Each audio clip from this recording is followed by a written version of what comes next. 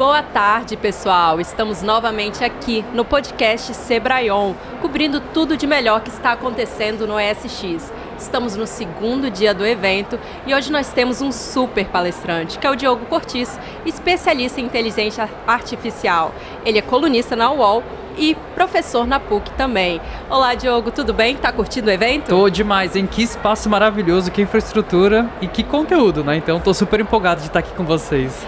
Que bacana! Você vai falar hoje um pouco sobre inteligência artificial e eu gostaria de começar essa entrevista te perguntando como é que a inteligência artificial está transformando as empresas, pensando principalmente nas pequenas empresas. Eu acho que é legal a gente começar assim, transmitindo para o público que inteligência artificial é como se fosse uma grande plataforma computacional. Então, da mesma forma como a gente teve a inserção dos computadores inicialmente, sabe, com os PCs, depois com uma segunda onda que foi a internet, agora a inteligência artificial vai criar essa grande plataforma onde as coisas vão realmente acontecer. E isso vai trazer um poder de transformação muito grande. Então as empresas elas precisam já começar a se preparar para esse momento. E aí um caminho muito importante eu acho que é a experimentação. Porque a gente está vivendo um momento de transformação e a gente está exatamente nesse momento. Então não existe nenhum manual, né? Ou como a gente deve aplicar certinho nas empresas. O que existe são guias, boas práticas, ideias, propostas, e isso depende muito de cada área, né? Então, cada tamanho de empresa ou cada segmento. Então, a área de educação vai trabalhar de uma forma, a área de comércio de uma outra, a área de serviços de outra. Então, a gente precisa experimentar. Então, o que eu vejo é que já no dia a dia, a inteligência artificial pode trazer uma série de benefícios, tanto na parte de gestão de informação, de documentos, até mesmo na questão do atendimento. Então, esse é um processo que a gente precisa incentivar que as empresas façam o quanto antes, sem ter medo, né, pessoal? Eles não precisam ter medo da inteligência artificial, porque principalmente essas IAs que a gente tem hoje, elas foram criadas para conversar com a gente. Então, a gente consegue tirar proveito de diferentes formas, né? Então acho que a gente pode discutir aqui quais são esses possíveis caminhos.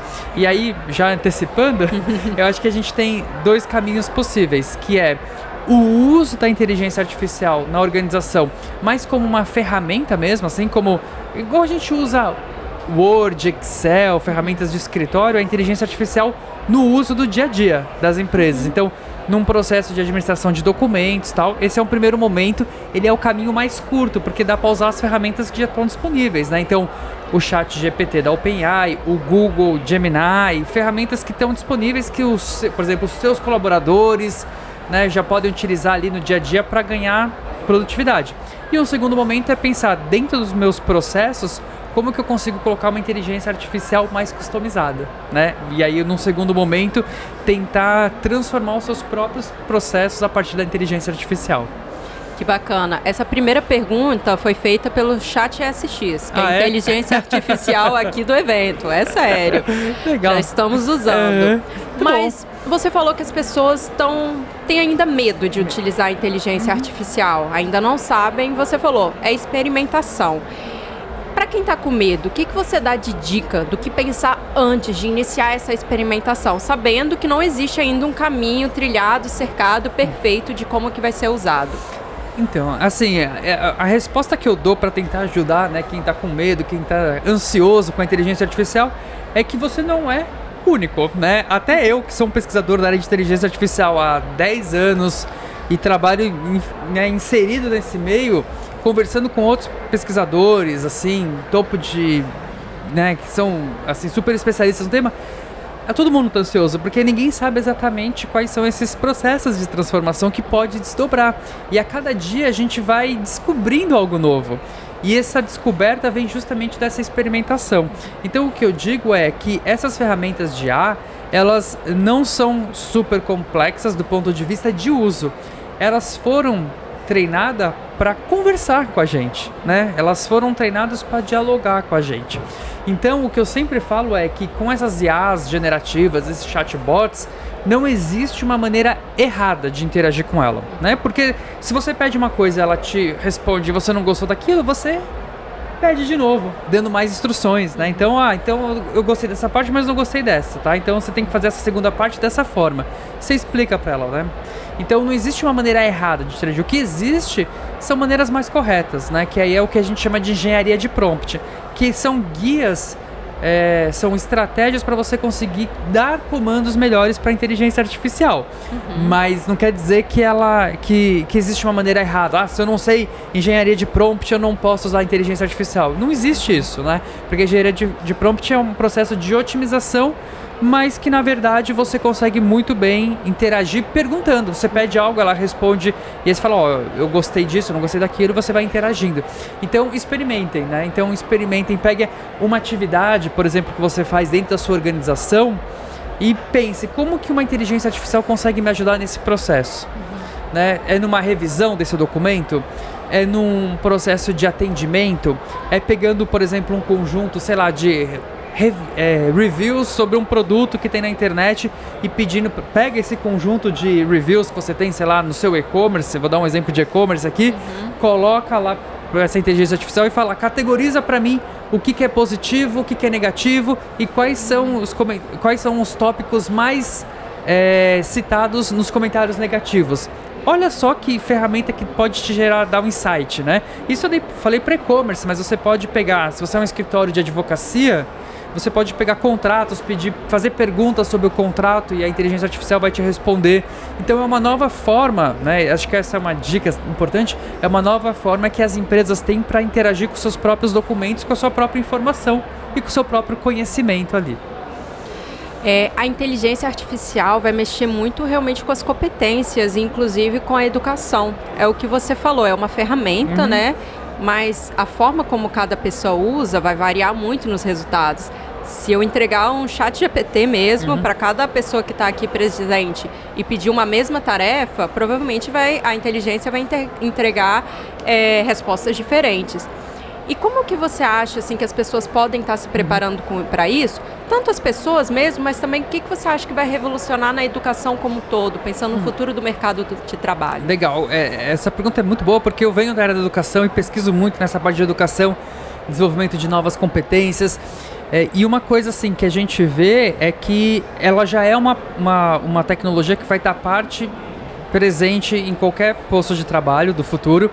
Então, para você ter uma ideia, o FMI, né, que é o Fundo Monetário Internacional, fez uma pesquisa super ampla no começo do ano e o relatório mostra que 40%, gente, eu estou falando de 40% de todas as profissões a nível global estão expostas à inteligência artificial. Isso não quer dizer que 40% dos postos de trabalho vão ser dizimados, não é isso que fala o relatório.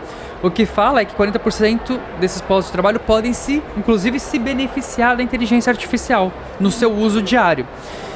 Então, para isso a gente precisa preparar, né, tanto os profissionais atuais, né, fazer esse reskilling, né, ou upskilling dos profissionais que já estão no mercado de trabalho, mas também focando muito nesse caso na parte do que a gente chama de engenharia de prompt, né? Então, trazer essa habilidade, essa competência de engenharia de prompt, que é entender como a máquina funciona, saber quais são as melhores estratégias para dar esse comando para a máquina, porque no fim do dia, eu lembro que quando saiu, né, a inteligência artificial, o ChatGPT começou a se popularizar, eu escutava muita gente falando assim, não, a profissão do futuro é de engenheiro de prompt. E eu falava, não existe isso, porque o engenheiro de prompt vai ser uma habilidade, porque cada profissional, dentro da sua expertise, dentro da sua área de conhecimento, vai saber melhor fazer o pedido para a máquina, né? Então, um advogado que conhece de direito, mas também conhece de inteligência artificial, vai conseguir fazer um pedido muito melhor do que alguém que só conhece de inteligência artificial, mas não conhece nada do direito, né? Alguém que conhece, sei lá, de ciências biológicas e conhece de inteligência artificial vai conseguir fazer pedidos muito melhores para a área de biologia do que alguém que só sabe de inteligência artificial. Então, é uma nova linguagem e a gente precisa ensinar essa nova linguagem para a população. Isso, né, fazendo um processo de reskilling, upskilling para quem já está no mercado de trabalho e pensando na educação também. Eu vejo a inteligência artificial como um processo muito interessante dentro da educação, focando muito mais numa personalização do estudo. Não que vai substituir professores, isso jamais, o professor faz parte desse processo e a inteligência artificial entra como um artefato no processo educacional para personalizar ainda mais o ensino, né? Para que, eu vou dar um exemplo para você, não sei se você, na sua época, participou de geralmente se faz. Em algum momento, em alguma série, em alguma disciplina, teve simulação de debate, né? Não, com certeza. Em sala de aula. Só que aí quando ia para essa simulação de debate, que é por exemplo, um exercício super interessante para você aprender a argumentar, debater. Geralmente, sei lá, uma sala com 50, participavam 5, 6, que era o que dava tempo. Então, com a inteligência artificial, você consegue, por exemplo, fazer debates personalizados. Inclusive, esse é até um ponto que a própria Unesco indica, né? Como um caso de uso dentro da educação. Então, a gente tem que focar, né? Também entender como que a inteligência artificial vai transformar a educação, né? Começando já a utilizar isso dentro das escolas, dentro da sala de aula, com cuidado, né, criando políticas de uso, né? Então acho que todas as instituições têm que ter suas políticas de uso, tanto que para os docentes quanto os professores e os alunos saibam como usar, para que usar e o que não pode usar, né? Não, você foi perfeito. Eu acho que assim, não tem como a gente escapar. Já veio a inteligência artificial e vai mudar muito as nossas vidas, mas muitas vezes as pessoas conversam aterrorizando, né? Vai acabar seu emprego, vai acabar o professor, vai acabar o artista. Vão proibir nas escolas. Vão proibir nas escolas, quando é muito mais de transformar as habilidades, as competências que precisam ser trabalhadas. Exato. Para encerrar o nosso papo aqui, já que a gente está numa perspectiva, vamos dizer, um pouco mais positiva de que a gente consegue utilizar a inteligência artificial para coisas boas e até para melhorar trabalhos como de professor, de empreendedor, é claro. Você poderia citar alguns cases de sucesso de uso de inteligência artificial que você acha que é importante destacar? Eu acho que tem vários, assim, que dá para destacar. O que eu vejo bastante no mercado, no uso, né, de inteligência artificial, é muito nessa questão de gerenciamento do conhecimento e das informações organizacionais, porque essa é uma dor gigantesca das empresas, né? Porque, assim, você tem os seus funcionários, você tem seus colaboradores, geralmente o conhecimento fica com esses colaboradores, e às vezes você não consegue ter uma gestão melhor. E a inteligência artificial ajuda muito nisso, então tem vários projetos interessantes. Na área de marketing também, tanto para criar conteúdos, né, peças publicitárias e criar numa escala maior e testar e validar o que funciona ou não funciona, até mesmo para atendimento a clientes, né? Então isso é uma área super interessante, que a gente vê vários cases começando a dar alguns resultados. E na área da educação a gente vê muito como o chatbot, né, a inteligência artificial de chat, como um apoio ao processo pedagógico do professor. Então eu vou pegar um exemplo que foi de Harvard. Harvard tem um curso que é de Introdução à Ciência da Computação, que é uma disciplina que é a mais bombada de Harvard, porque faz alunos de ciência da computação, alunos de direito. E aí esse ano eles colocaram um chatbot ali para auxiliar as dúvidas dos alunos. Então isso também está trazendo um resultado bem interessante. Então acho que são esses casos aí para incentivar a galera a experimentar, né? Experimentem ver o que faz sentido na sua empresa. A inteligência artificial não resolve todos os problemas, mas é com você experimentando, testando, validando que você vai encontrar o seu caminho, né? E não precisa ter medo, porque ela foi treinada para nos auxiliar. Que demais! E falando de novo, o Sebrae já está experimentando aqui no ESX. Se você vier para o evento, não deixe de fazer algumas perguntas para o nosso chat ESX. Muito bom. Muito obrigada, Diogo. Legal. Eu que agradeço. Espero que você curta o evento. Tô curtindo demais. Muito obrigado mesmo.